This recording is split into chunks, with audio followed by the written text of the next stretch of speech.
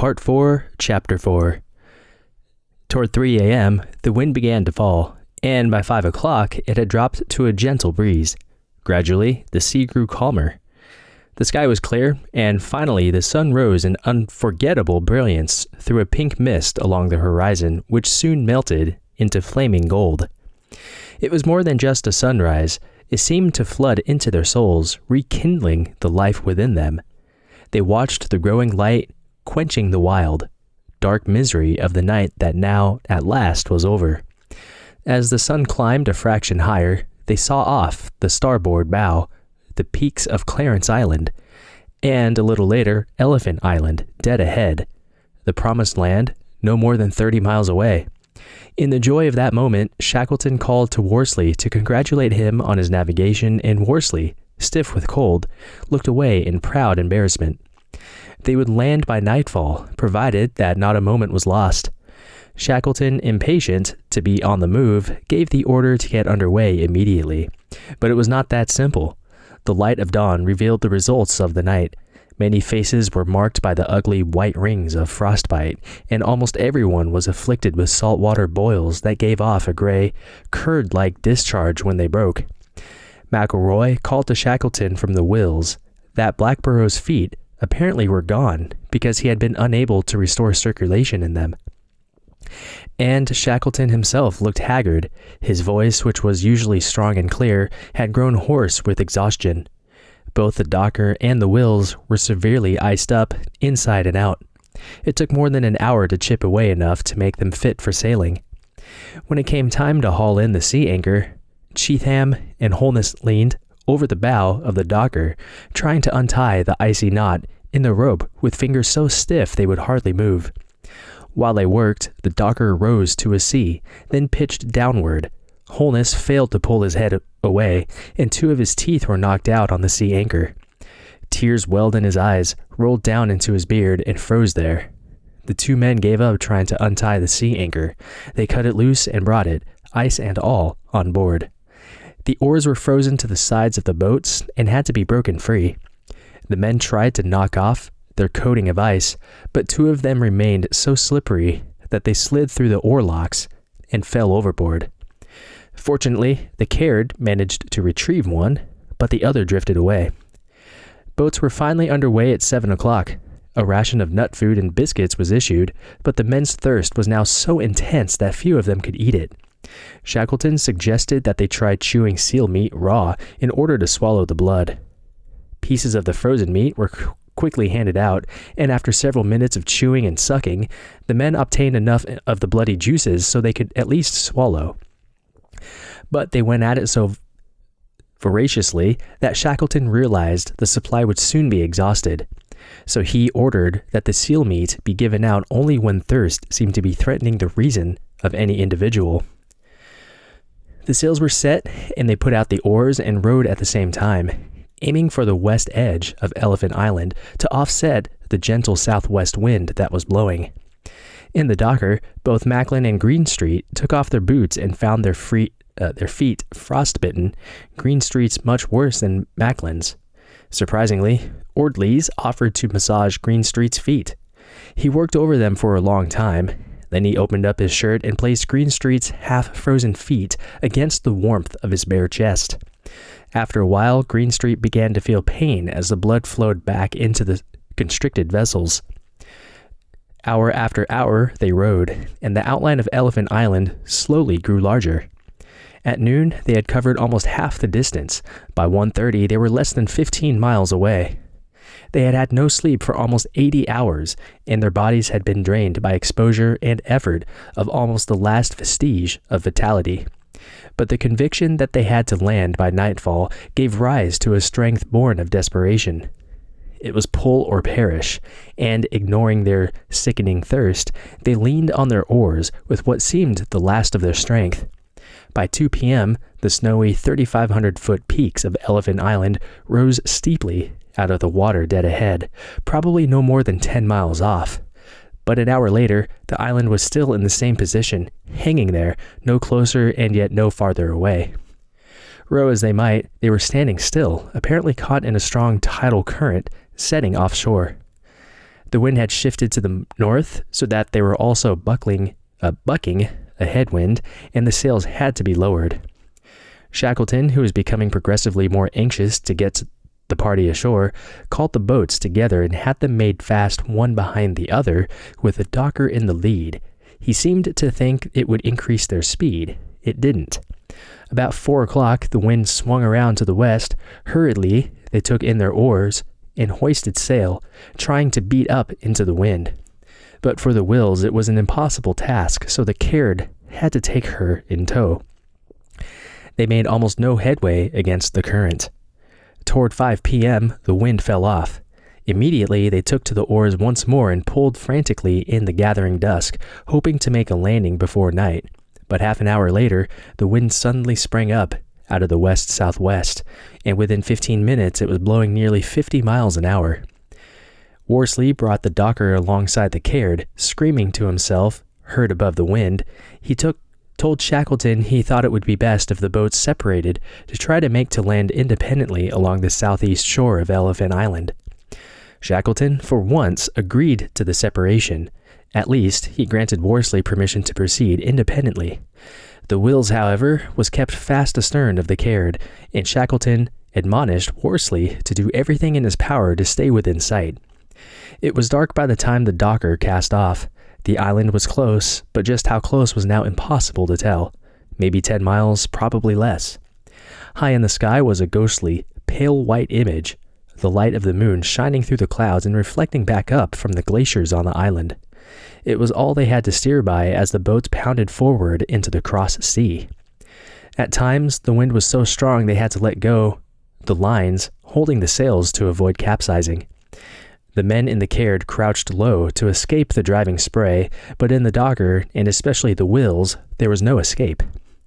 Those who were steering took the worst punishment of all, and about 8 o'clock, the strain began to tell on Wild, who had been at the Caird's tiller for 24 hours without relief.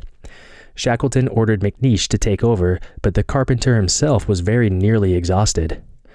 After about half an hour at the tiller, though the icy wind tore at his clothing and the spray stung him in the face and soaked him through, McNeish's head slumped forward and he fell asleep. Instantly, the Caird's stern swung to leeward and a huge wave swept over them. It awakened McNeish, but Shackleton ordered Wild to resume the helm. Their immediate goal was the southeast corner of the island. Once around that, they would have the protection of the land. Then they could look for a place to beach the boats. About 9:30, the reflection in the sky looked very close, and they knew they were almost on top of the land. But then, inexplicably, they began to lose ground. Looking over the sides of the boats, they can see that they were traveling rapidly through the water, yet ever so gradually, the land was slipping from their grasp. There was nothing to do but to push on. About midnight, Shackleton glanced to starboard and saw that the docker was gone. He jumped to his feet and peered intently across the stormy waters, but there was no sign of her. Anxiously, he ordered the candle in the compass binnacle lighted and then had the binnacle hoisted up the mast so that it shone on the Caird's sail, but no answering light appeared in the distance. Shackleton called for a box of matches. He instructed Hussey to light one every few minutes and hold it so that it flared against the sail. One at a time, Hussey struck the matches as Shackleton peered into the darkness. Still, there was no signal from the docker. But she tried to answer. She was hardly more than a half mile away, and her men had seen the Caird's signal in the dark. On Worsley's instructions, they took their only candle under the tent cloth and lighted it. Then they tried to hold it so that its light would show through the canvas in reply to Shackleton's signal, but the reply was never seen.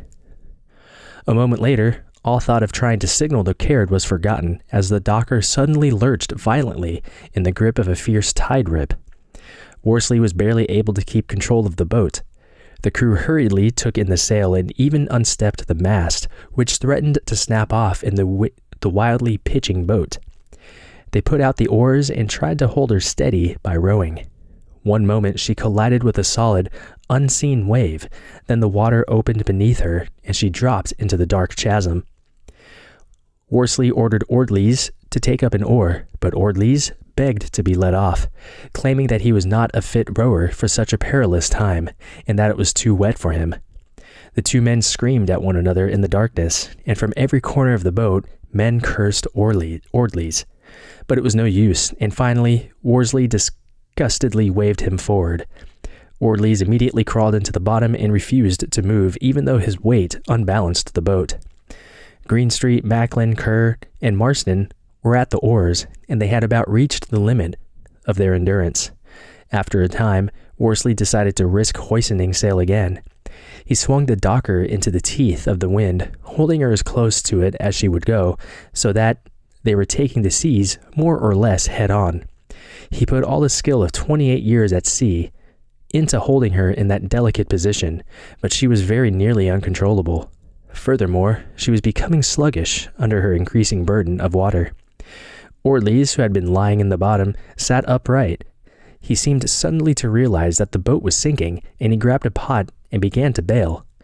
Cheetham joined him, and together they worked furiously, hurling the water over the side. In time, the docker rose again to the seas. It was now about 3 o'clock, and Worsley himself began to fail. He had faced the wind so long that his eyes refused to function properly, and he found it impossible to judge distance. Try as he might, he could no longer stay awake.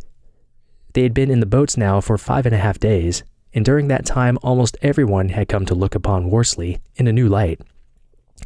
In the past, he had been thought of as excitable and wild, even irresponsible, but all that was changed now. During these past days, he had exhibited an almost phenomenal ability, both as a navigator and in the demanding skill of handling a small boat. There wasn't another man in the party even comparable with him, and he had assumed an entirely new stature because of it.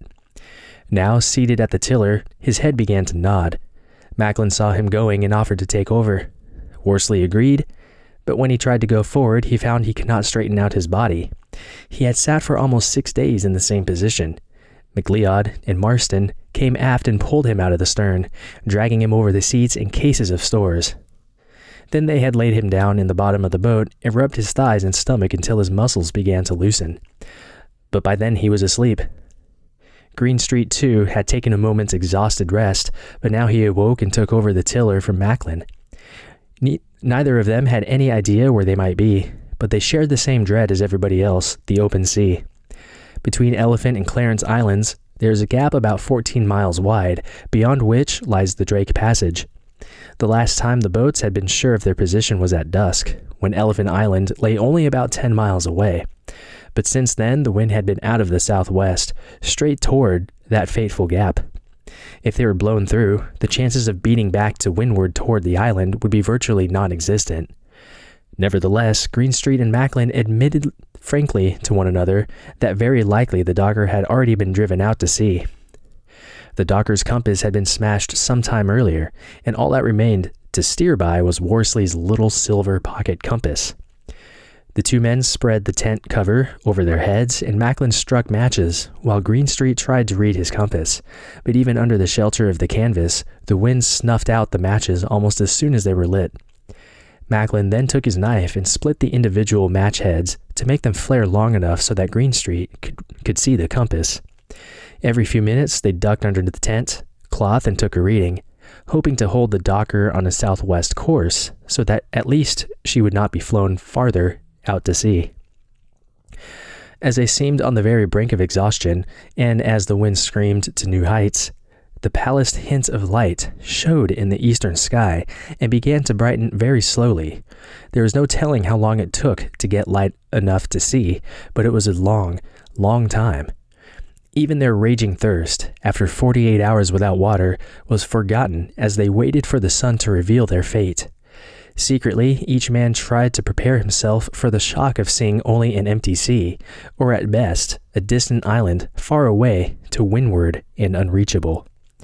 Gradually, the surface of the sea became discernible, and there, dead ahead, was the enormous gray-brown cliffs of Elephant Island rising out of the mists, sheer from the water, high above the boat, and less than a mile away. The distance seemed no more than a few hundred yards.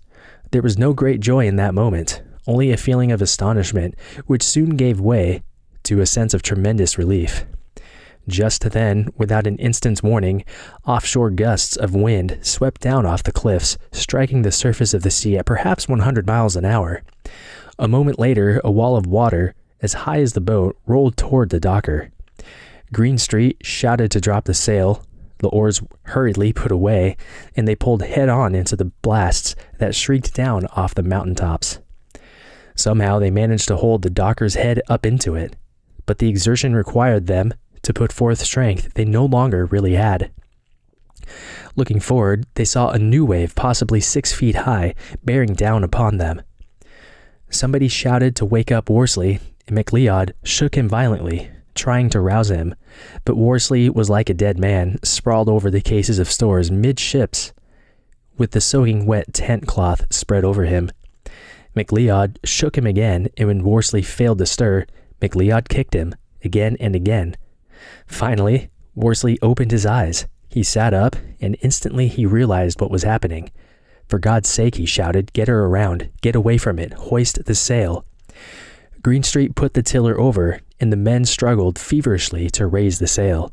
She had just caught the wind when the first wave hit them and rolled over the stern. Greenstreet was almost knocked off his seat. A moment later, the second wave engulfed them. The docker, half filled with water, slumped under the burden and lost most of her headway. Everything else was forgotten. The men seized the first thing that came to hand and began to bail. They threw the water over the side, with mugs, hats, even their cupped bare hands. Gradually, they got the docker emptied out. Worsley took the tiller and turned north to run before the gale, with the seas pursuing the boat from astern. He guided her close inshore, just under the lofty glaciers fringing the island. Pieces of ice floated amongst the waves, and the men leaned over the sides as the boat drove past and scooped them up with their hands. A moment later, they were chewing and sucking greedily, and the delicious water was running down their throats.